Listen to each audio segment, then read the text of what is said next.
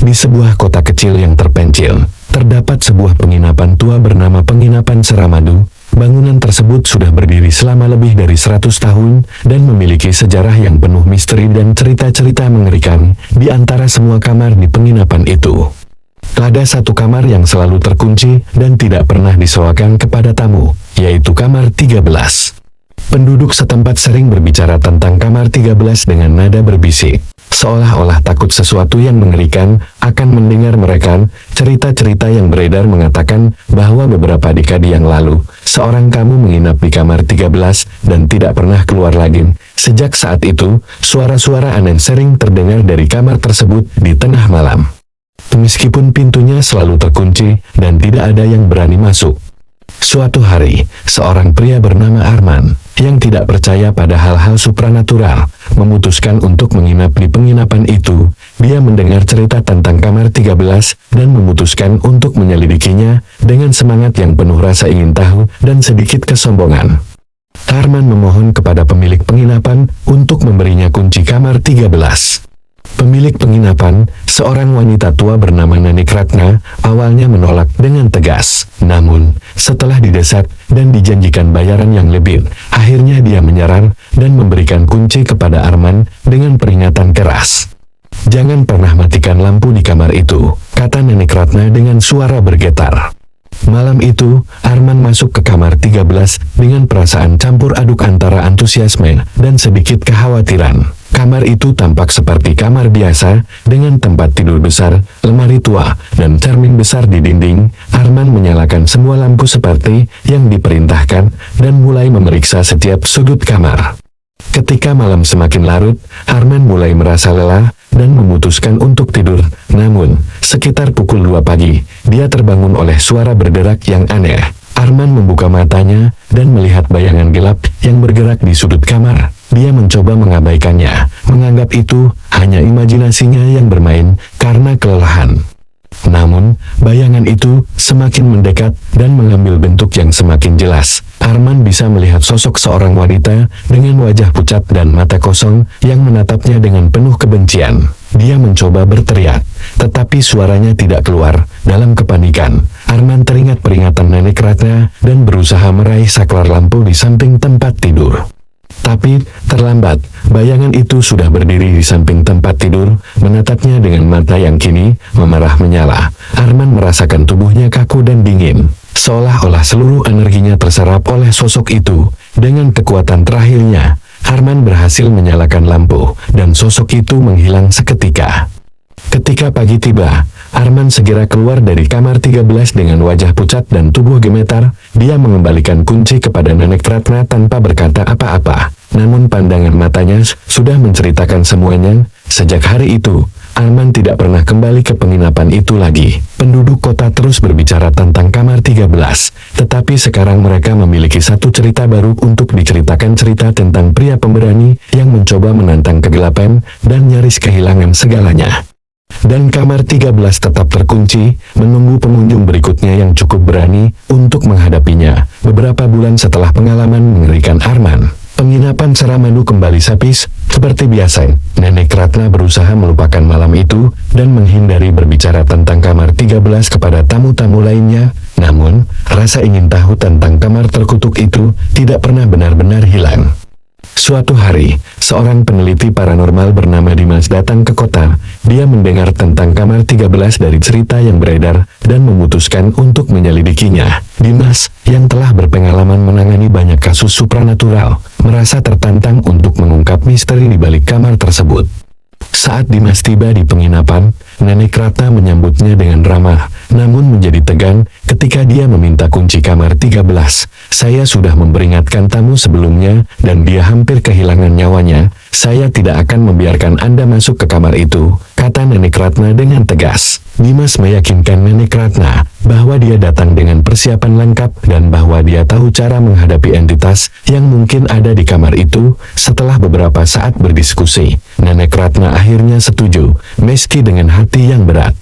"Ingatlah untuk selalu menyalakan lampu, dan jangan pernah sendirian di kamar itu," katanya sebelum menyerahkan kunci kepada Dimas.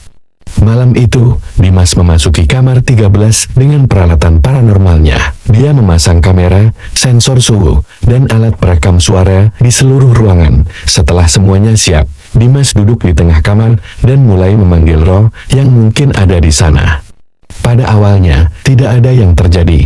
Namun, sekitar pukul 2 pagi waktu yang sama saat Arman mengalami teror, suara-suara aneh mulai terdengar. Dimas melihat bayangan bergerak di cermin besar di dinding. Dia mengarahkan kameranya ke arah cermin dan memfokuskan perekam suaranya. "Tunjukkan dirimu," kata Dimas dengan suara tegas. Bayangan itu perlahan berubah menjadi sosok wanita yang sama seperti yang dilihat Arman. Dia mendekati Dimas dengan mata penuh kebencian. "Saya di sini untuk membantu. Apa yang Anda inginkan?" tanya Dimas tanpa rasa takut. Wanita itu berhenti, matanya berubah dari merah menyala menjadi penuh kesedihan. "Saya tidak bisa pergi," bisiknya dengan suara yang hampir tidak terdengar.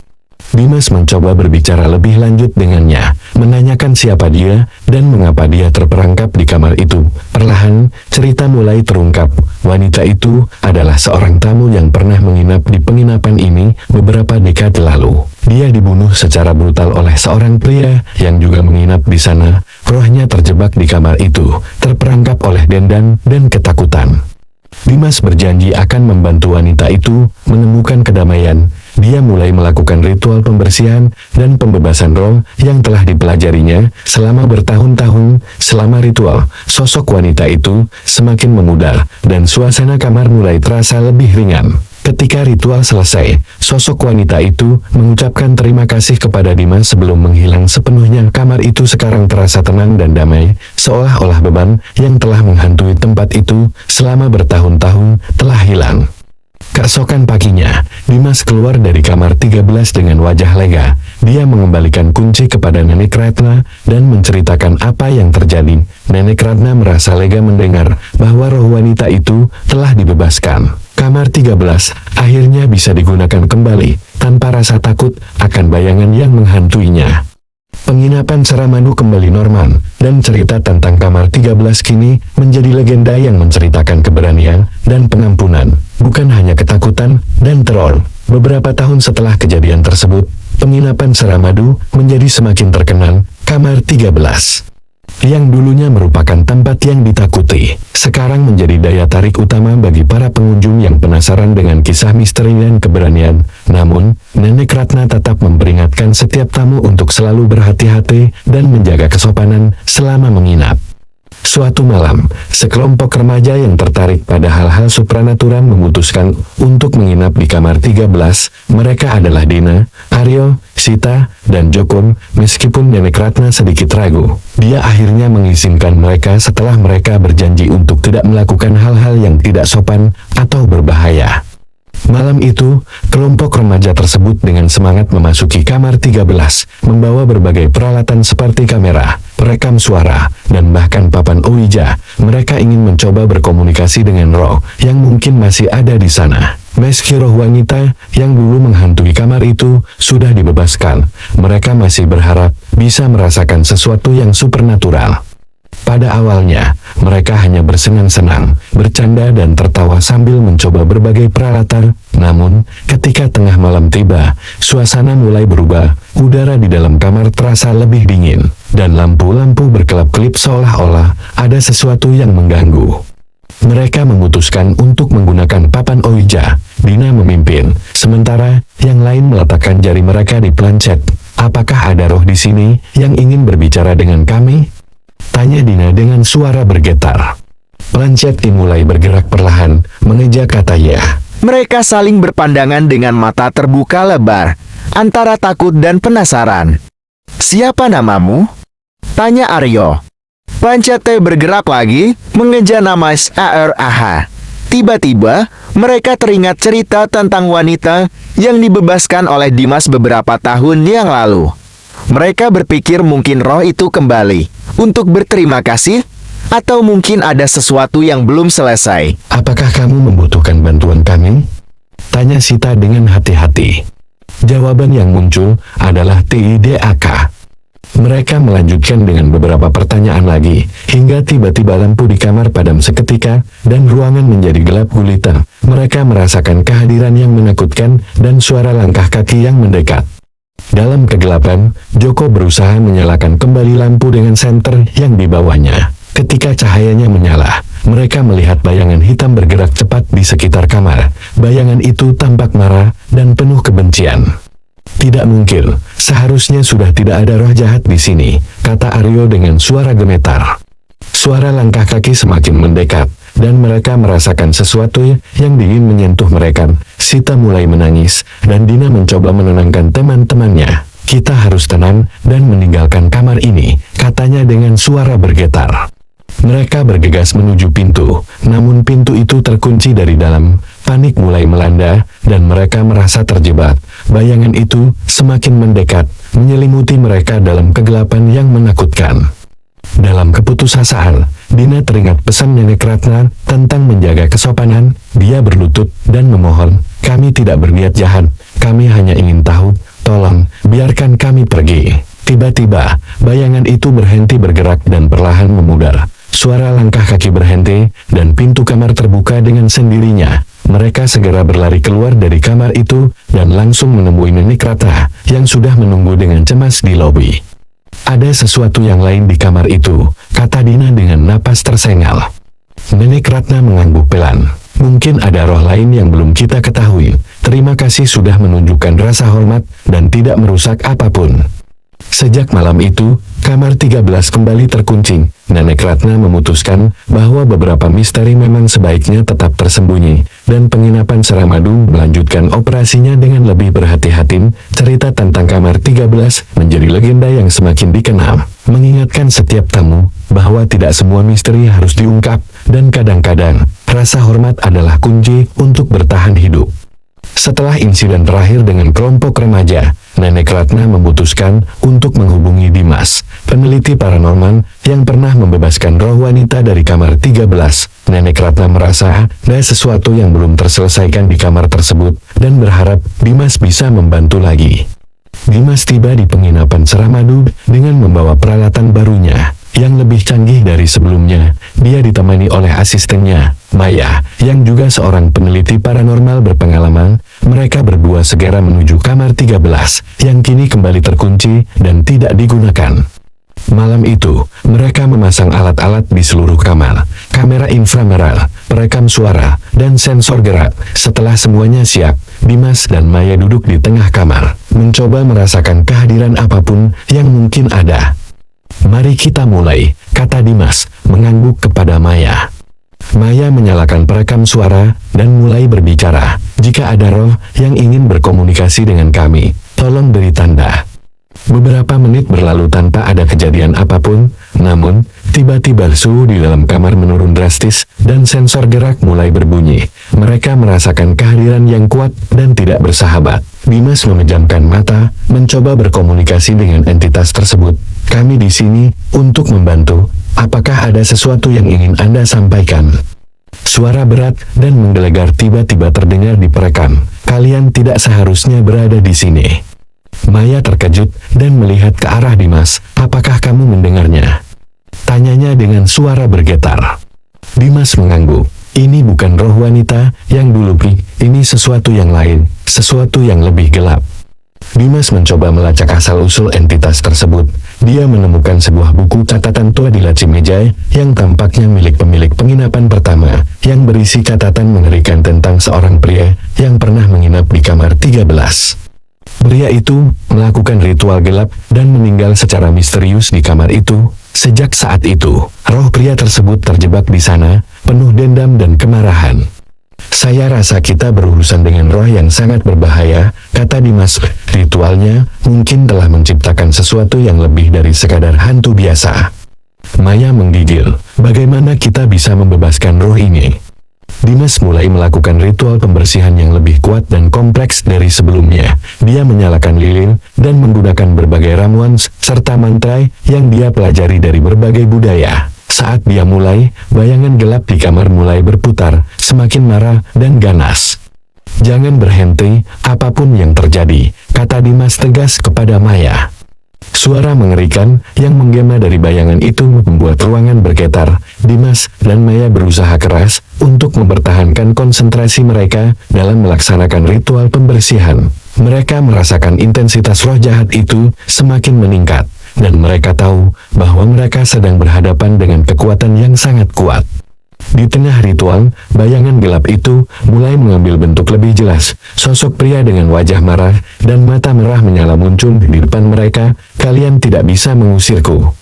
Aku akan terus menghantui tempat ini, teriaknya dengan suara yang mengguncang jiwa. Dimas dan Maya tidak menyerah. Mereka terus melantunkan mantra, menaburkan ramuan suci di sekitar ruangan. Lilin-lilin yang menyala terang mulai mengelilingi sosok bayangan itu, seolah-olah memerangkapnya di dalam lingkaran cahaya.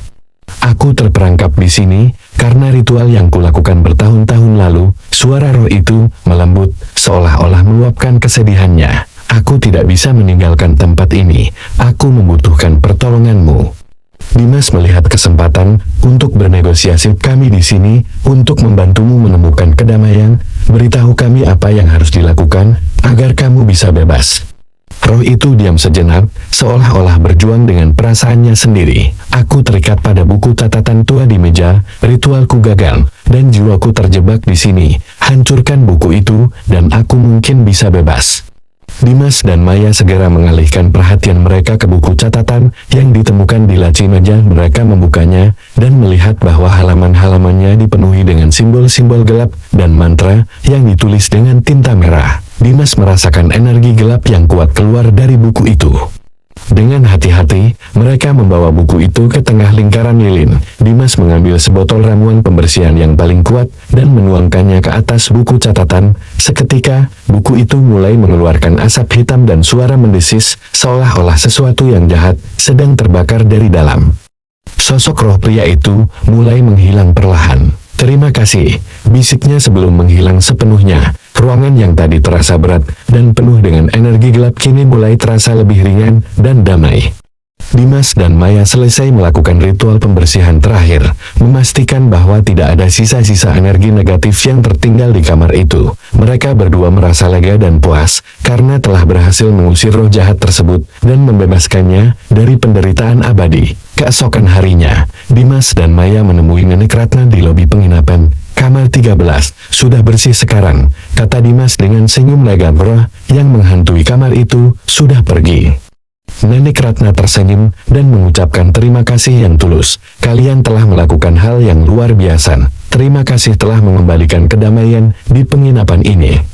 Berita tentang keberhasilan Dimas dan Maya menyebar dengan cepat. Kamar 13, yang dulu ditakuti, kini menjadi simbol keberanian dan pengetahuan yang digunakan untuk mengatasi kegelapan. Penginapan Saramadu kembali beroperasi dengan normal, dan kisah tentang roh yang terperangkap menjadi bagian dari sejarah yang dihormati oleh semua orang. Dan meskipun kamar 13 kini bebas dari hantu, para tamu yang menginap di sana selalu mengingatkan diri mereka untuk menghormati tempat itu, menjaga kesopanan, dan menghargai sejarah kelam yang pernah menghantui dinding-dindingnya. Penginapan Saramadu kembali tenang setelah keberhasilan Dimas dan Maya membebaskan roh yang menghantui kamar 13. Namun, ketenangan itu tidak berlangsung lama. Beberapa minggu kemudian, tamu-tamu yang menginap di kamar 13 mulai melaporkan pengalaman aneh. Bayangan-bayangan sekilas di cermin, suara langkah kaki di tengah malam, dan perasaan diawasi yang tak kunjung hilang. Nenek Ratna merasa cemas. Dia segera menghubungi Dimas dan Maya, memohon mereka untuk kembali. Saya khawatir masih ada sesuatu yang belum terselesaikan, katanya dengan nada putus asa. Dimas dan Maya kembali ke penginapan dengan cepat. Kali ini membawa lebih banyak peralatan dan seorang rekan baru, Budi, yang ahli dalam sejarah lokan dan ritual kuno. Mereka memutuskan untuk menyelidiki lebih dalam apa yang sebenarnya terjadi di kamar 13.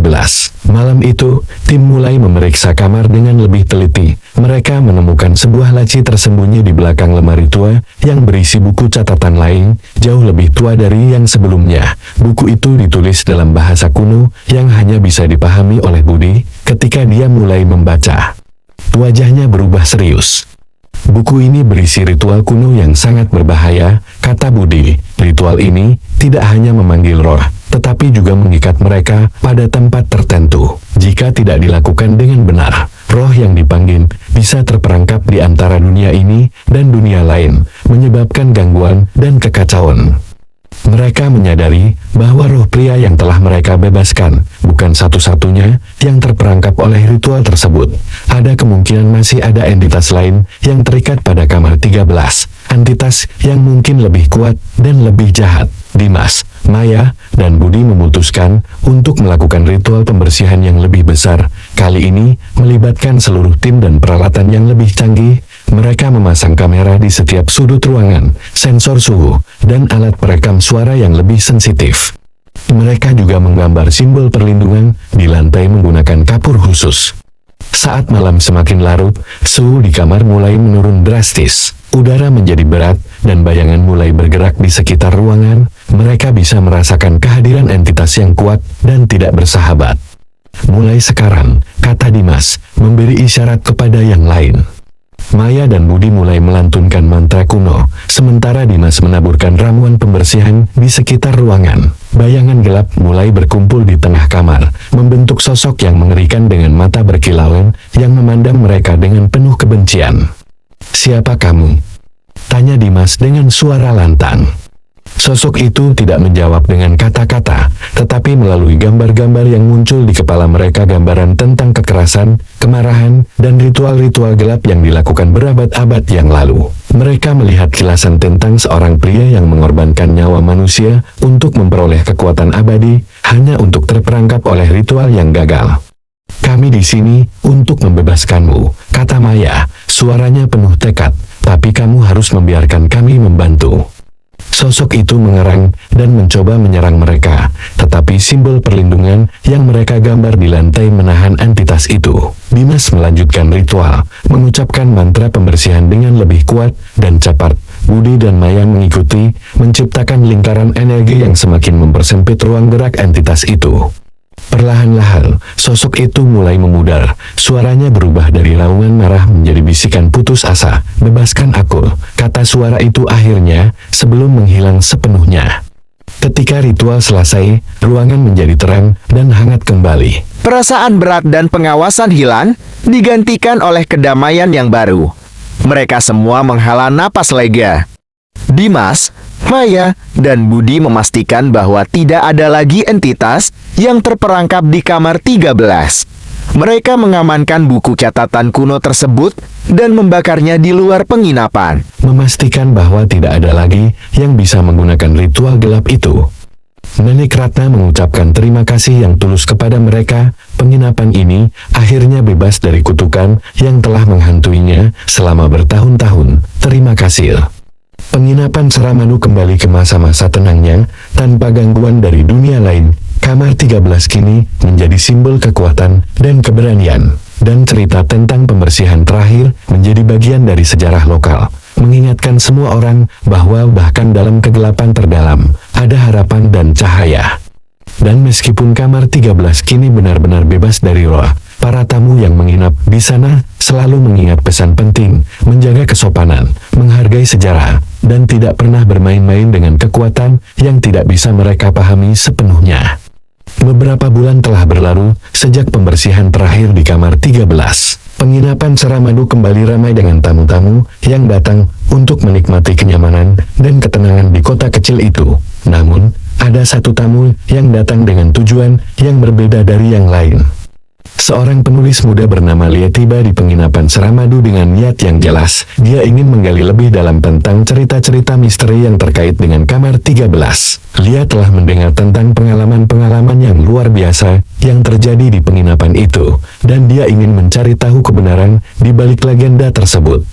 Nenek Ratna, meskipun awalnya ragu, memberikan kunci kamar 13 kepada Lia setelah dijanjikan bahwa dia tidak akan mengganggu kedamaian tempat tersebut. Lia berjanji untuk menjaga sikap hormat dan memahami bahwa kebenaran mungkin lebih rumit daripada yang terlihat. Setelah memasuki kamar itu, Lia segera merasakan aura yang berbeda. Meskipun ruangan itu terlihat tenang, Lia bisa merasakan bahwa ada sesuatu yang menyelinap di balik dinding-dindingnya. dia mulai menyusun catatan, merekam setiap detail dan sensasi yang dia rasakan. Malam itu, ketika Lia mulai tertidur, dia terbangun oleh suara langkah kaki yang lembut di luar pintu kamar. Dia membuka matanya dan melihat bayangan kabur yang bergerak di sekitar ruangan. Namun, Lia tidak merasa takut. Sebaliknya, dia merasa tertarik untuk mengetahui lebih lanjut tentang roh yang mungkin masih berada di sana. Lia memutuskan untuk menggunakan alat pendeteksi paranormal yang dibawanya. Dia mulai berbicara dengan suara lembut, meminta roh yang mungkin ada di sana untuk berkomunikasi dengannya. Dia tidak berharap untuk mendapatkan jawaban yang jelas, tetapi hanya ingin merasakan keberadaan roh tersebut. Tiba-tiba, alat pendeteksi mulai berbunyi. Dia merasakan energi yang kuat dan tidak biasa mengelilingi dirinya. Dia menyadari bahwa roh yang berada di kamar itu sedang mencoba berkomunikasi dengannya. Dengan hati-hati, Lia mengajukan pertanyaan-pertanyaan yang sederhana, mencoba membangun hubungan dengan entitas tersebut. Selama beberapa jam, Lia berbicara dengan roh itu. Dia belajar tentang kisah-kisah tragis yang terjadi di penginapan Seramadu, tentang cinta yang hilang, kehilangan, dan dendam. Lia merasa seperti dia telah menemukan potongan-potongan yang hilang dari teka-teki yang rumit. Keesokan harinya, Lia menyelesaikan catatannya dan bersiap untuk pergi. Sebelum meninggalkan kamar 13, dia mengucapkan terima kasih pada roh yang telah berkomunikasi dengannya. Kisahmu akan selalu hidup dalam ingatan saya, kata Lia dengan tulus. Saat Lia meninggalkan penginapan Seramadu, dia membawa dengan dia tidak hanya catatan-catatan tentang cerita misteri yang menakjubkan, tetapi juga rasa hormat yang dalam terhadap sejarah tempat itu. Dia berjanji untuk menghormati pengalaman-pengalaman yang telah dia alami dan untuk selalu menghargai kedamaian yang telah dipulihkan di kamar 13. Kisah tentang penginapan Seramadu dan kamar 13 terus hidup, tidak hanya dalam cerita-cerita misteri yang dilestarikan oleh penduduk setempat, tetapi juga dalam pengalaman-pengalaman pribadi yang mengubah pandangan hidup orang-orang yang menginap di sana. Dan meskipun misteri mungkin telah terungkap, pesan-pesan kebijaksanaan dan penghormatan tetap terus bersinar. Mengingatkan semua orang bahwa kebenaran sejati terkadang bisa ditemukan di tempat yang paling tidak terduga.